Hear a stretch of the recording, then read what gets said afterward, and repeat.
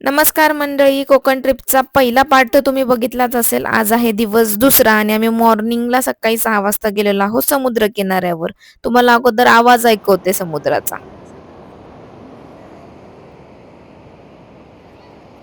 बघा किती मस्त सकाळी सकाळी समुद्र किनाऱ्यावर कोणीही नव्हतं ज्यावेळेस आम्ही 6 वाजता गेलो. छान असा लाटांचा आवाज येतोय आणि मस्त मधुर संगीत येत आहे. मोस्टली आम्ही ज्यावेळेस कोकणात जातो तर आम्हाला सकाळी आम्ही प्रेफर करतो की ज्यावेळेस गर्दी नसेल पहाटेच्या वेळेस समुद्र किनाऱ्यावर जावं, छान त्या लाटांचा आवाज अनुभवावा किंवा तिथलं जे वातावरणात जे शांतता आहे ती अनुभवावी.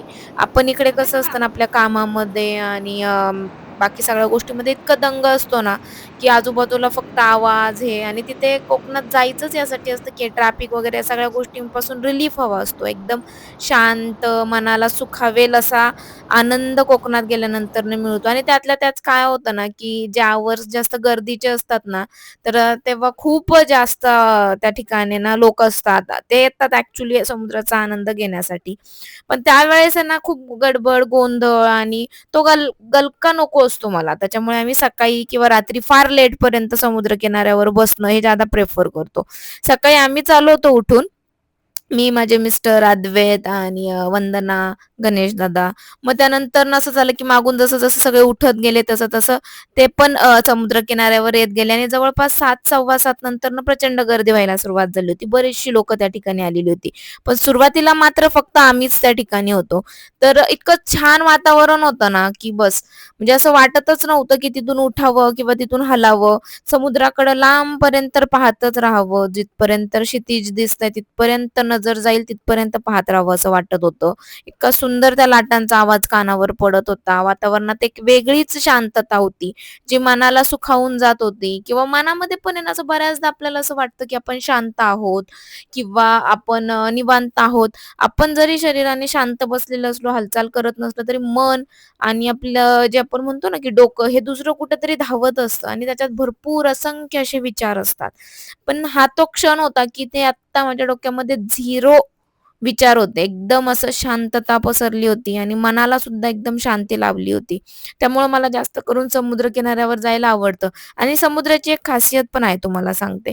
समुद्र ना असंख्य गोष्टी त्याच्या पोटामध्ये सामावून घेतं. त्याच्या आतपर्यंत खोलामध्ये इतक्या गोष्टी दडलेल्या आहेत आणि तसंच आपलं मनही असतं. आपल्या मनामध्ये असंख्य गोष्टी, असंख्य विचार सारखे चालू असतात, वाहवत असतात आणि आपण ते मनात असताना सुद्धा काय करत असतो, की आजूबाजूला वावरत असतो. तर समुद्र आपल्याला एक गोष्ट खूप छान शिकवतं, की बऱ्याचशा गोष्टी गिळून टाकल्या पाहिजे. कारण आपण त्याच-त्याच गोष्टी जर उगाळत राहिलं, तर आपण आपल्या आयुष्यामध्ये आपल्याला शांती मिळणार नाही. जर आयुष्य शांत, आनंदी जगायचं असेल, तर बऱ्याचशा गोष्टी सोडूनही देता आल्या पाहिजेत. बऱ्याचदा राग येतो आपल्याला, बऱ्याचदा आपण तो बोलून दाखवतो, व्यक्त होतो. ठीक आहे ना, काही हरकत नाही. माणूस म्हणल्यावर राग येणारच आणि 2 माणसं एकत्र आली, तर ह्या गोष्टी तर नक्कीच होणार. परंतु जे काही वाटलंय ते तिथेच पटकन बोलून भडाभडा रिकामं व्हायचं. जसं समुद्राच्या लाटा येऊन समुद्राच्या किनाऱ्यावर आदळतात त्या पद्धतीने आणि नंतरनं पुन्हा शांत व्हायचं, संथ व्हायचं.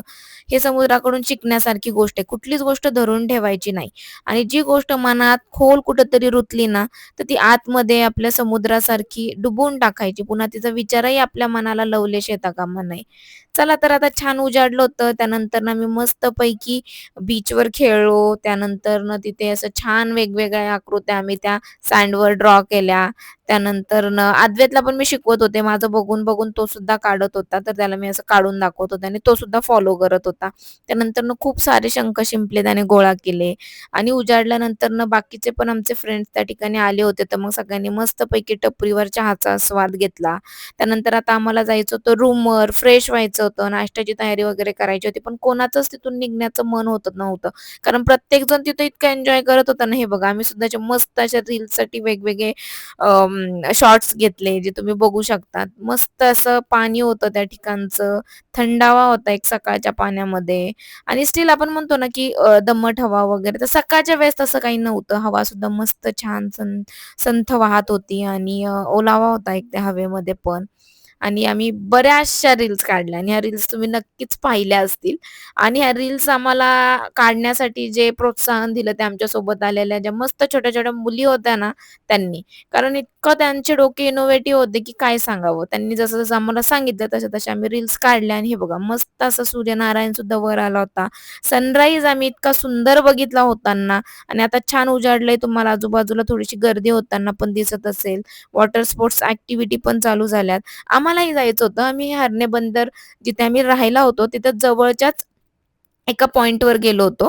कारण आम्ही सकाळी लवकर जास्त दूर गेलो नाही. पुन्हा आम्हाला येऊन नाश्त्याच्या तयारी वगैरे करायच्या होत्या. पण नाश्ता वगैरे झाल्यानंतर ना आम्ही जरा एका वेगळ्या ठिकाणी गेलो बीचवर, की जिथं छान आम्हाला वॉटर स्पोर्ट ॲक्टिव्हिटी करता येतील. तर बघा आता आम्ही रूमवर आलो. त्यानंतरनं मुलांना रेडी केलं. त्यानंतर आता झटकीपट म्हटलं आपण घरीच मॅगी बनवूयात, जेणेकरून खाऊन आपल्याला निघता येईल. आजचं दुपारचं जेवण तर आपल्याला बाहेरच करायचं होतं त्यामुळं. पण आता असं झालं, की वर जाऊन मॅगी तर मुलांना करायची आहे. पण कोकणात आलोय आणि छान असे घावणे, गरमागरम चहा आणि उकडीचे मोदक जर खाल्ले नाही, तर काय मग अर्थ आहे तुमच्या ट्रिपला? त्यामुळं आम्ही बीचवरून आलो तसं खाली बसलो अगोदर त्यांना घावण्यांची ऑर्डर देऊन गेलोच होतो. मस्त गरमागरम घावणे खाल्ले. त्यानंतर ना आम्ही उकडीचे मोदक, चहाचा आस्वाद घेतला आणि मग मुलांसाठी वर येऊन आम्ही मॅगी बनवली.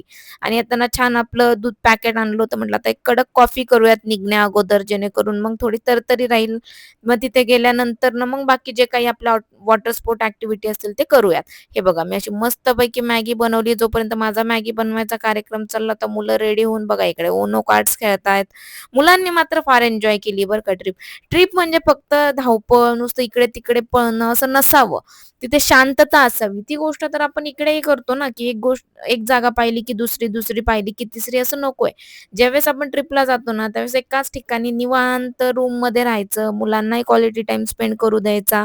बाहेर तुम्ही स्पॉट्सही बघायचे, पण त्याच्यामागे असं रश नकोय, गडबड गोंधळ नकोय, मुलांनाही खेळायला टाईम हवाय. चला तर या पद्धतीने मी आता मॅगी रेडी झाल्यानंतरनं ती बाउल्समध्ये काढली. मी बऱ्याचदा सांगते, की गरम वस्तू ह्या प्लास्टिकच्या गोष्टींमध्ये काढायच्या नाही. तर हे पेपर चे बनलेले बाउल्स आहे, पण तरीही त्याला कोटिंग आहेच म्हणा. पण शक्यतो ते वारंवार यूज करायचे नाही. कधीतरी तुम्ही ट्रिपला वगैरे गेलात, तर मग ऑप्शन नसतो त्यावेळेस ठीक आहे. पण शक्यतो गरम गोष्टी अशा प्लास्टिकच्या गोष्टींमध्ये काढू नये, हे मी सजेस्ट करेल. यानंतरनं मुलांना मॅगी खायला दिल्यानंतरनं मी मस्तपैकी कडक अशी कॉफी बनवली. आता सगळ्यांसाठी कॉफी गाळते. आता सगळे जे अडल्ट आहेत ते कॉफी पिणारे ऑब्व्हियसली मुलांना काही आम्ही चहा, कॉफी वगैरे दिलेलं नव्हतं. तर आता कॉफी रेडी झालेली आहे. आता सगळेजण मस्तपैकी कॉफीचा आस्वाद घेतो आणि त्यानंतरनं निघतो आता फिरण्यासाठी. आता आमच्या सोबत ज्या मुली होत्या ना, इतक्या ॲक्टिव्ह मुली होत्या तुम्हाला सांगते, की मस्त आताची जनरेशनच सगळी अशी आहे लहानांपासून मोठ्यांपर्यंत. पण त्यातल्या त्यात ज्या मुली असतात ना, त्या मस्तपैकी आपल्याला छान-छान आयडिया देत असतात. मला बऱ्याचशा शॉर्ट्सच्या आयडिया ज्या आहेत ना, त्यांच्याकडे पाहूनच मृणाल वगैरे ज्या आहेत ना, त्यांच्याकडे पाहून मला आल्या, की त्यांनी आम्हाला छान-छान पद्धतीने वेगवेगळ्या रील्स किंवा आता काय ट्रेंडिंग चालू आहे ना, ते सांगितलं. बऱ्याचदा असं होतं ना, की मुलं आजकाल जे आजूबाजूला ज्या गोष्टी चालू आहेत ट्रेंडिंग, त्या आपल्यापेक्षा जास्त त्यांना माहिती असतात बघा या पद्धतीने. मग रेडी होऊन खाली आलो, तर मुलांनी सांगितलं, की आपल्याला अशी रील बनवायची. मग अशा पद्धतीची मस्त अशी आम्ही रील बनवली. त्यासाठी आम्ही किती ट्रेक घेतले असतील आम्हाला माहीत नाही. आणि त्यानंतरनं मग आम्ही पोहोचलो आपल्या वॉटर स्पॉट ॲक्टिव्हिटीसाठी. तर तिथे तर सगळी मुलांनी अगोदर पाण्यामध्ये खेळून खूप छान एन्जॉय केलं. आणि मला तर आहे ना स्पेशली समुद्रात भिजण्यापेक्षा असं समुद्र किनाऱ्यावर उभं राहून छान असं लाटा पायांवर घ्यायला खूप जास्त आवडतं. अद्वैत आणि त्याचा फ्रेंड पृथ्वी हे दोघं तर काय किल्ला बनवण्याच्याच नादात होते. पाण्याबरोबर त्यांनी ते जे खेळण्याचं स्टफ घेतलं होतं कॅसल मेक करण्यासाठी तर त्याच्याबरोबरच ते नादी लागले होते. दोघांनी पण खूप छान एन्जॉय केला. आणि आम्ही सुद्धा काही जी मोठी मुलं होती त्यांनी वॉटर स्पोर्ट ॲक्टिव्हिटीज केल्या छान. हे बघा मी ड्रॅगन राईड वगैरे केली. ती सुद्धा खूप एन्जॉय केली. पण आम्हाला बसूस्तोपर्यंत माहिती नव्हतं ही एवढी डेंजरस होणार आहे म्हणून. खूप प्रचंड पाणी तोंडावर येत होतं. नंतर असं वाटलं की मुलांना घेऊन उगाच याच्यामध्ये बसलो. त्यानंतरनं मात्र मग आम्ही मुलांना अशा रिस्की राईड्सवर बसवलं नाही. ॲक्चुअली ते काळजी घेतात. त्यानंतर आपल्याकडे आपले जॅकेट्स वगैरे असतात, लाईफ जॅकेट, सेफ्टी जॅकेट्स. पण ही राईड आहे ना, मला असं वाटलं नव्हतं, की समोरून गेल्यानंतर प्रचंड पाणी तोंडावर येत होतं. त्यामुळे मुलं थोडीशी घाबरली होती, गोंधळली होती. यानंतर आम्ही जास्त करून रिस्की राईड्सवर मुलांना बसवलं नाही. बाकी मोठ्या मुलांनी आणि अडल्ट्स जे आम्ही होतो, तर आम्ही बाकीच्या राईड्स छान पद्धतीने एन्जॉय केल्या. मुलं मात्र समुद्रकिनाऱ्याला बसली आणि छान पद्धतीने त्यांचा मातीशी खेळ चालू होता. त्याच्यामुळे म्हणतात लेट इट बी. त्यांनाही एन्जॉय करू द्या, त्यांना जसं करायचं तसं. आलो, पण आल्यानंतर मात्र मला खूप असं थंडी वाजून आली होती भिजल्यामुळं वगैरे, तर मी थोडीशी झोप काढली. मला तर काही सुधरत नव्हतं. संध्याकाळी थोडीशी फ्रेश झाले. हे बघा, आम्ही जिथे थांबलो होतो ना, हॉटेल साईराम म्हणून आहे. ज्यांना कोणाला याचे काही डिटेल्स हवे असेल हरणे बंदरचे, तर मी कॉन्टॅक्ट नंबर नक्की तुम्हाला शेअर करेल. तर दुपारी मी जसं तुम्हाला सांगितलं, की राईड्स वगैरे केल्यामुळं समुद्राच्या लाटा एवढ्या खाल्ल्या होत्या, की अंग कणकणलं होतं. थोडासा मला तर फीव्हर आल्यासारखं पण झालं होतं. त्यामुळे मी आराम केला. दुपारचं जेवण वगैरे आम्ही बाहेरच केलं. मग आता रात्री काय बनवायचं, तर ते पण असं झालं होतं, की खूप दमलो यार, आता काय करूयात, झटकीपट होईल असं काहीतरी करूयात. मग असं ठरलं, की आता आपण आज चिकन बिर्याणी बनवूयात.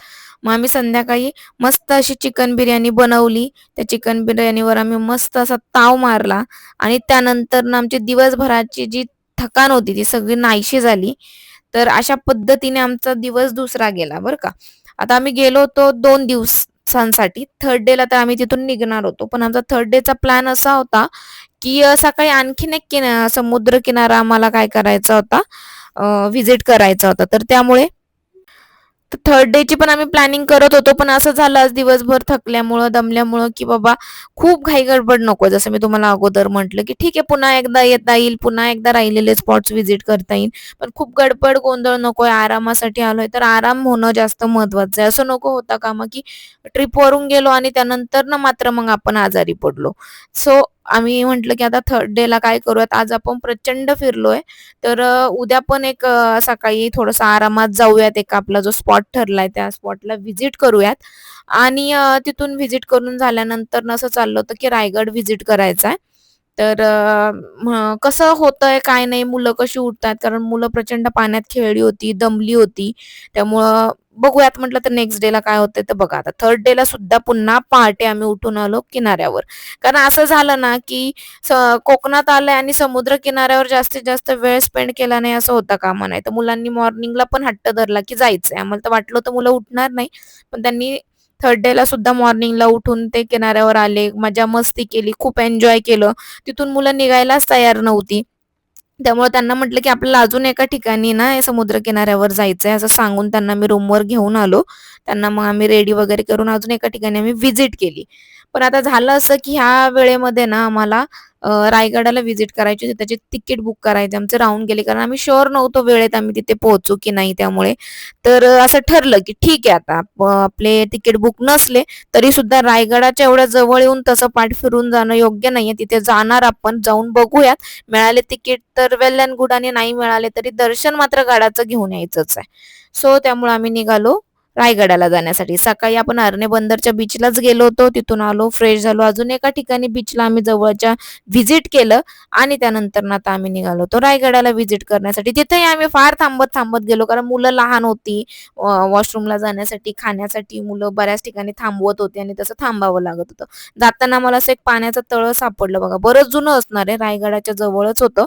असं रस्त्याच्या साईडला गेल्यानंतर वर पाण्याचा आवाज येतोय म्हणून आम्ही वर जाऊन बघितलं आणि तेव्हा आम्हाला ते दिसलं. त्यानंतर आम्हाला जवळपास 5 वाजले होते रायगडाच्या पायथ्याशी येऊस्तोपर्यंत आणि झालं असं, की बुकिंग बंद झाल्या होत्या. मेन 5-5:30 नंतरनं वर तुम्हाला रोपवेने पाठवणं शक्य नव्हतं. अंधार पडतो आणि तुम्ही जर स्टेप्सने जायचं म्हटलं तर अंधारातही तुम्हाला काही दिसणार नव्हतं. त्यामुळं मग म्हटलं ठीक आहे, की नेक्स्ट टाईम आपण स्पेशल फक्त रायगडासाठी मुलांना घेऊन येऊयात. कारण मुलंसुद्धा 2-3 दिवसाच्या प्रवासाने आणि त्या खेळाने वगैरे दमलेली होती.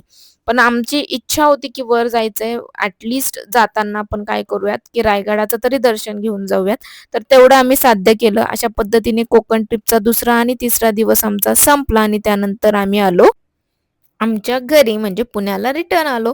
अशा पद्धतीने आमची 2 दिवसाची ट्रिप खूप मस्त झाली. सगळेजण एकत्र गेलो, एकत्र एन्जॉय केलं आम्ही त्या ठिकाणी आणि ट्रिपला एकटं जाण्यात मजा नसते. मित्र-मैत्रिणींसोबत घालवलेले हे क्षण कायम लक्षात राहतात. बऱ्याचदा आपण होतं, की आपल्या वेळेमध्ये आपलं एकमेकांना भेटणं होत नाही. त्यानंतरनं आपण आपल्या गोष्टी शेअर करत नाही. मग ट्रिपच्या निमित्ताने एकत्र येतो, बऱ्याचशा गोष्टी एकमेकांसोबत शेअर करतो, टाईम स्पेंड करतो.